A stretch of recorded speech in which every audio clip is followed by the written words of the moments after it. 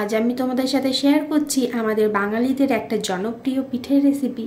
সেটা হলো সেদ্ধ পিঠে বা পুলি পিঠে বা সেদ্ধ পুলি পিঠে। অনেকে এটাকে সেদ্ধ পিঠেও বলে থাকে, আবার পুলি পিঠেও বলে থাকে। তো যাই হোক, এই পুলি পিঠে বানাবার জন্য আমি এখানে একটা গোটা নারকেল নিয়ে নিয়েছি, আর সেটাকে একদম ছোট ছোট করে কেটে নিয়ে তারপরে একটা মিক্সার জারে দিয়ে দিলাম, সাথে দিয়েছিলাম অল্প জলও দিয়ে এটাকে একটা মিহি পেস্ট করে নেবো।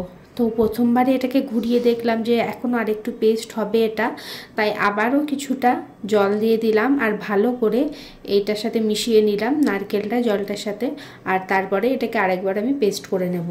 তোমরা কে কে এই সেদ্ধ পুলি পিঠে খেতে ভালোবাসো কমেন্ট করে অবশ্যই জানিও। এদিকে দেখো নারকেলটা খুব ভালো মতন এখানে পেস্ট করা হয়ে গেছে। এরপর একটা কড়াই আমি বসিয়ে দিয়েছি ইন্ডাকশানে, আর তারপরে কড়াইয়ের মধ্যে ওই নারকেলটা দিয়ে দিলাম, নারকেল বাটাটা।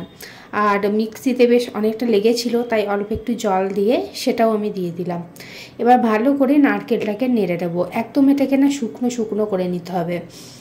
এই সেদ্ধ পুলি পিঠেটা আমার খেতে তো ভীষণই ভালো লাগে, আর এটা আজকে আমি সেদ্ধ পিঠে করব, আবার কালকে জলখাবারে এই সেদ্ধ পিঠেটারই আরও দুটো রেসিপি তোমাদের সাথে আমি শেয়ার করব। এই ভিডিওতে সেটা শেয়ার করছি না, নাহলে ভিডিওটা অনেকটা লম্বা হয়ে যাবে। এদিকে দেখো নারকেলটা শুকিয়ে এসেছে, আর আমি দিয়ে দিলাম হচ্ছে খেজুরের গুড়।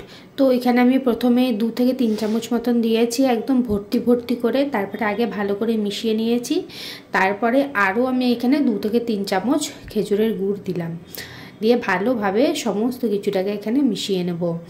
এটাকে এখনও আরও একটু শুকনো করে নিতে হবে, তাই এখনও আরেকটু নেড়ে নিচ্ছি এটাকে। এদিকে দেখো জলটা শুকিয়ে এসেছে, এই পর্যায়ে আমি এটাকে নামিয়ে নেব। তোমরা চাইলে এটাকে আরও শুকনো করতে পারো, কিন্তু আমি আর করলাম না। এবার এই নারকেলের পুরটাকে একটা বাটির মধ্যে আমি ট্রান্সফার করে নেব। এই নারকেলের পুরটাও শুধু রুটি দিয়ে খেতে না দারুণ লাগে, মানে এত ভালো লাগে, খেজুরের গুড়ের গন্ধেই মানে সমস্ত কিছু খাওয়া হয়ে যায়। তো এদিকে পুরটাকে ঢেলে নিলাম একটা বাটিতে, আর এদিকে বাটিটাকে একটা সাইডে রেখে এবার আমি একটা এখানে বাটি নিয়ে নেব। তারপরে আমি এখানে দিয়ে দিচ্ছি 3 কাপ চালের আটা বা চাল গুঁড়ো। এই চাল গুঁড়োটাকে এবার গরম জল দিয়ে মাখতে হবে। আমি এখানে প্রথমে 1 কাপ গরম জল নিয়েছি, যে কাপের মাপে আমি চালের গুঁড়োটা দিয়েছি সেই কাপেরই 1 কাপ প্রথমে আমি জল নিলাম, দিয়ে মেখে নিয়েছি। আবারও 1 কাপ আমি এখানে জল দিয়ে দিলাম, তবে তোমরা অল্প অল্প করে দিয়ে এটা মেখো। তারপরে ভালোভাবে এই চালের আটাটাকে মানে নর্মালি আমরা যেমন রুটির আটা মাখি ওই রকম করে মেখে নেব। তোমরা কে কী কী পিঠে বানিয়েছো কমেন্টে একটা করে শেয়ার করো, তাহলে খুব ভালো লাগবে। এদিকে দেখো চালের এই আটাটার ডোটা বানিয়ে নিয়েছি খুব সুন্দর করে। এবার একটা কড়াইয়ে আমি জল দিয়ে দিয়েছি, আর ওপরে দিয়ে দিলাম এরকম একটা ফুটো থালা। পরে অল্প করে তেল ব্রাশ করে এটাকে ঢাকা দিয়ে রাখলাম জলটা গরম হবার জন্য। এইদিকে বাকি কাজটা আমার মা করছে।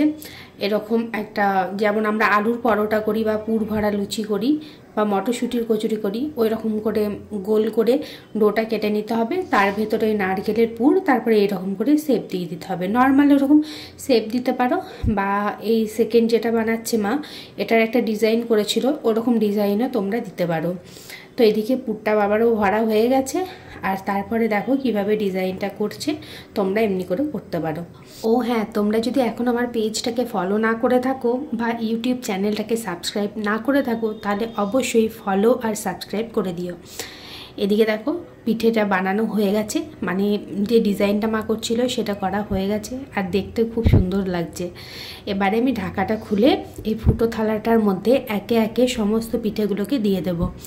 এই পিঠেটা ভাপানোর 2টো প্রসেস আছে, দুটোই আমি তোমাদের সাথে শেয়ার করছি। এটাকে 10 মিনিট মতন রেখেছিলাম, ততক্ষণে এটা সেদ্ধ হয়ে গেছে। এবার একে একে পিঠেগুলোকে আমি নামিয়ে নেব।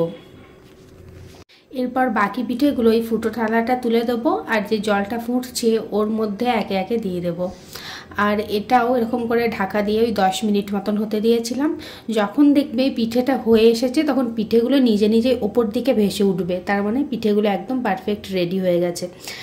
তো এবারে পিঠেগুলোকে ছাঁকনি দিয়ে ছেঁকে ছেঁকে তুলে নিচ্ছি, জলটাকে ঝরিয়ে নিচ্ছি, আর বাকি পিঠেগুলো এদিকে আরও হতে দিচ্ছি। এবারে সার্ভ করব গরম গরম সেদ্ধ পিঠে বা পুলি পিঠে, আর ওপরে ছড়িয়ে দেব একটুখানি খেজুরের গুড় মানে ঝোলা গুড় আর তারপরে গরম গরম খেতে এটা এত ভালো লাগে যে আর কিছু বলারই নেই। আজকে ভিডিওটা কেমন লাগলো কমেন্ট করে অবশ্যই জানাবে। আর ভিডিও ভালো লাগলে লাইক কমেন্ট শেয়ার করতে ভুলো না। পেজটাকে আর চ্যানেলটাকে সাবস্ক্রাইব আর ফলো করে অবশ্যই পাশে থেকো।